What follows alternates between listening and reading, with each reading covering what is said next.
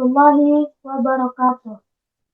Halo semuanya, perkenalkan nama saya Aisyah Humaira dengan NIM 24350021. Pada kesempatan kali ini, saya akan membawakan sebuah video presentasi dengan judul Mengenal Sistem Elektronika Analog.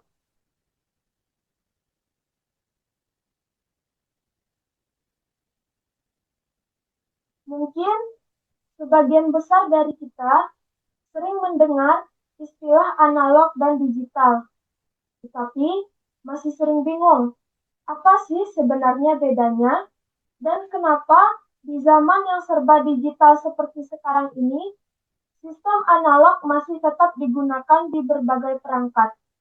Nah, di presentasi ini kita akan membahas pengertian sistem elektronika analog, karakteristiknya, komponen yang digunakan, rangkaian-rangkaian dasar yang umum, contoh penerapannya dalam kehidupan sehari-hari, perbandingannya dengan sistem digital, serta tantangan dan perkembangannya ke depan. Harapannya, setelah presentasi ini, kita jadi lebih memahami bahwa elektronika analog itu tetap penting dan masih banyak dipakai dalam teknologi modern. Pengertian elektronika analog. Elektronika analog adalah sistem elektronika yang bekerja menggunakan sinyal kontinu. Kata kontinu artinya sinyal bisa berubah secara halus dan tidak terbatas, sesuai dengan perubahan waktu. Contohnya, mudah kita temui di sekitar kita. Suara manusia yang bisa naik turun secara halus, cahaya matahari yang intensitasnya bisa berubah sepanjang hari, atau suhu udara yang perlahan naik ketika siang dan turun saat malam. Berbeda dengan itu, elektronika digital bekerja dengan sinyal diskrit yang hanya mengenal dua keadaan, yaitu 0 dan 1. Kalau divisualisasikan, sinyal analog berbentuk gelombang halus seperti sinus. Sedangkan sinyal digital berbentuk kotak dengan level yang tegas. Jadi, secara sederhana, elektronika analog adalah segala sistem yang mengolah sinyal alami dari dunia nyata. Sementara elektronika digital mengubahnya ke bentuk biner agar mudah diproses oleh komputer.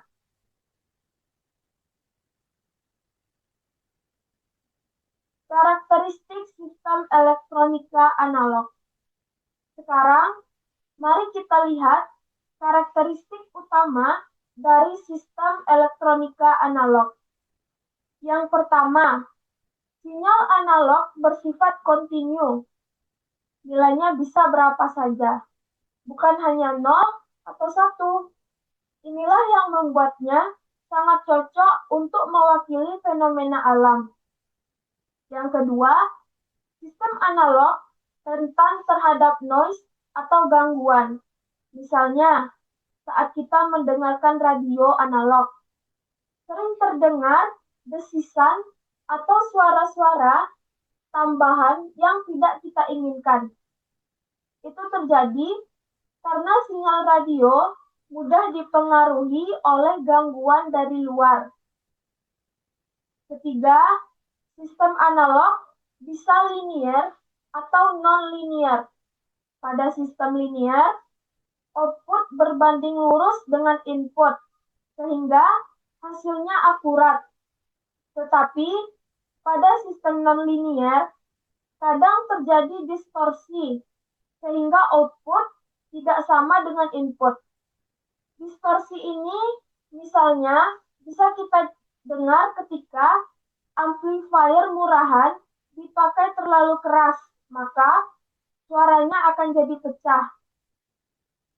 Dan yang terakhir, meskipun punya kelemahan, sistem analog tetap unggul dalam hal kealamian sinyal karena tidak perlu melalui proses sampling atau konversi.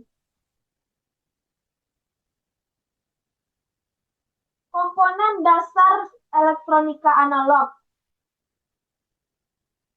Untuk membangun sistem elektronika analog, ada beberapa komponen dasar yang wajib kita ketahui dan kita pahami.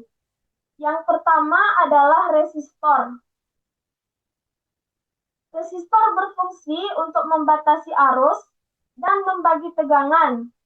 Contoh penggunaannya adalah pada pengatur volume sederhana, di mana resistansi yang berubah akan mengatur besar atau kecilnya arus ke speaker.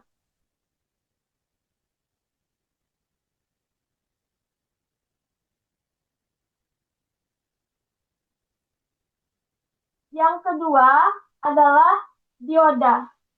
Dioda hanya mengalirkan arus ke satu arah. Fungsi utamanya adalah sebagai penyearah. Contohnya, pada adaptor listrik yang mengubah AC dari PLN menjadi DC untuk perangkat elektronik. Komponen berikutnya adalah induktor yang menyimpan energi dalam bentuk medan magnet. Induktor sering dipadukan dengan kapasitor untuk membuat filter LC yang bisa memisahkan frekuensi tertentu. Selanjutnya ada op-amp.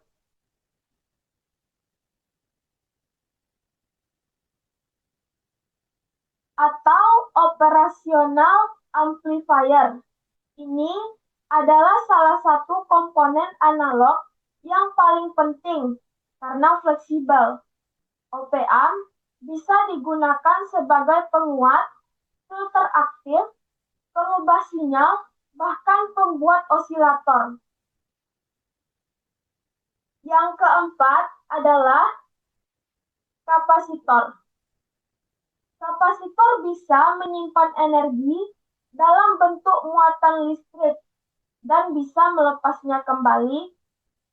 Pada power supply, kapasitor dipakai untuk menghaluskan tegangan sehingga tidak ada riak. Dan yang terakhir adalah transistor. Transistor bisa dipakai sebagai penguat sinyal, saklar elektronik, hingga pembentuk osilator. Dalam sistem audio, transistor memperkuat sinyal kecil dari mikrofon sehingga bisa terdengar keras di speaker.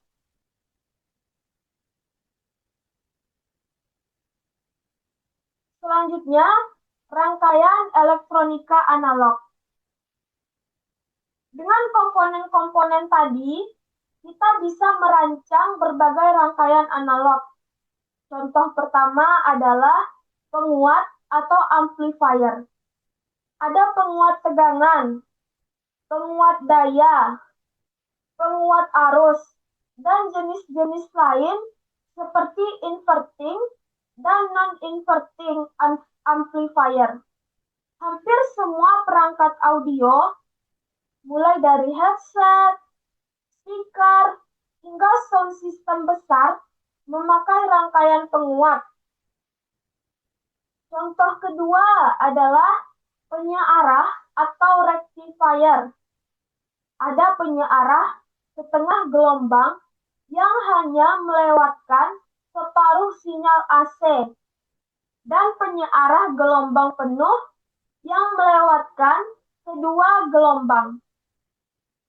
Penyearah inilah yang membuat listrik AC dari stop kontak bisa dipakai oleh perangkat elektronik yang membutuhkan DC. Contoh ketiga adalah filter analog. Filter digunakan untuk memilih atau memblokir frekuensi tertentu. Misalnya, low pass filter hanya melewatkan frekuensi rendah. High pass filter hanya melewatkan frekuensi tinggi. Sedangkan band pass filter hanya melewatkan satu rentang frekuensi tertentu. Filter ini banyak digunakan dalam komunikasi radio maupun sistem audio. Dan yang keempat adalah regulator tegangan. Regulator menjaga tegangan tetap stabil walaupun input atau beban berubah-ubah. Ada regulator linear seperti IC seri 78XX dan ada juga regulator switching yang lebih efisien. Kalau charger HP zaman dulu masih menggunakan regulator linear, sekarang sudah beralih ke switching untuk menghemat energi. Selanjutnya, penerapan sistem elektronika analog dalam kehidupan kita. Sekarang kita lihat penerapannya. Elektronika analog ternyata masih ada di hampir semua aspek kehidupan. Di bidang audio, kita punya amplifier, equalizer, dan mixer musik. Tanpa rangkaian analog, kualitas musik yang kita dengar tidak akan sebagus seperti sekarang. Yang kedua, di bidang komunikasi, ada radio FM dan AM, televisi analog, hingga walkie-talkie. Di bidang sensor,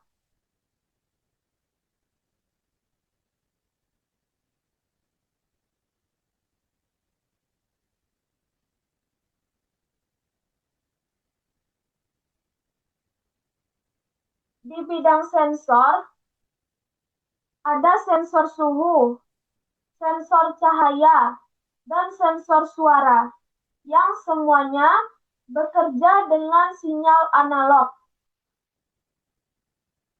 Selanjutnya, power supply juga sangat bergantung pada sistem analog karena hampir semua perangkat elektronik butuh listrik DC yang stabil. Yang kelima, bahkan di kendaraan, sistem analog masih digunakan. Misalnya, pada sensor oksigen di dalam mesin, atau regulator tegangan pada alternator. Kalau kita bandingkan dengan sistem digital, keduanya tentu punya kelebihan dan kelemahannya masing-masing. Analog lebih alami karena sinyalnya kontinu, tapi kelemahannya mudah terganggu oleh noise. Digital lebih tahan gangguan karena hanya mengenal 0 dan 1, tapi butuh proses konversi dari sinyal asli. Analog biasanya lebih sederhana, sedangkan digital lebih kompleks tapi fleksibel. Contoh perangkat analog adalah radio FM, sedangkan perangkat digital adalah smartphone. Jadi, kesimpulannya, analog dan digital bukanlah saingan, justru keduanya saling melengkapi. Sistem modern sering menggabungkan keduanya dalam bentuk mixed signal system. Selanjutnya, kita lihat tantangan. Tantangan dalam sistem analog. Sistem analog punya tantangan, terutama masalah noise, distorsi, dan efisiensi daya. Namun, perkembangan teknologi sekarang membuat sistem analog bisa diintegrasikan dengan sistem digital, misalnya pada smartphone. Mikrofon menangkap suara dalam bentuk analog, lalu sinyal tersebut diubah ke digital oleh ADC untuk diproses prosesor. Kemudian, Hasilnya diubah kembali ke analog oleh DAC agar bisa keluar melalui speaker. Jadi, meskipun dunia semakin digital, analog tetap menjadi pintu masuk dan keluar dari sistem elektronik, karena dunia nyata pada dasarnya bersifat analog. Jadi, dari semua hal yang kita pelajari hari ini, kesimpulannya, elektronika analog tetap sangat penting. Sistem ini bekerja dengan sinyal kontinu, menggunakan komponen dasar seperti resistor, kapasitor, induktor, dioda, transistor, dan op-amp. Rangkaian dasarnya meliputi penguat, penyearah, filter, dan regulator. Penerapannya luas, mulai dari audio, komunikasi, sensor, power supply, hingga otomotif. Dan ke depannya, sistem analog tidak akan hilang, tetapi akan terus berjalan berdampingan dengan sistem digital. Sekiranya hanya itulah yang dapat saya sampaikan. Demikian presentasi saya tentang sistem elektronika analog. Semoga penjelasan ini bisa memberi gambaran jelas tentang pentingnya sistem analog dalam dunia elektronika. Lebih dan kurangnya saya ucapkan terima kasih banyak atas perhatian teman-teman dan dosen-dosen semua. Saya akhiri dengan wassalamualaikum warahmatullahi wabarakatuh.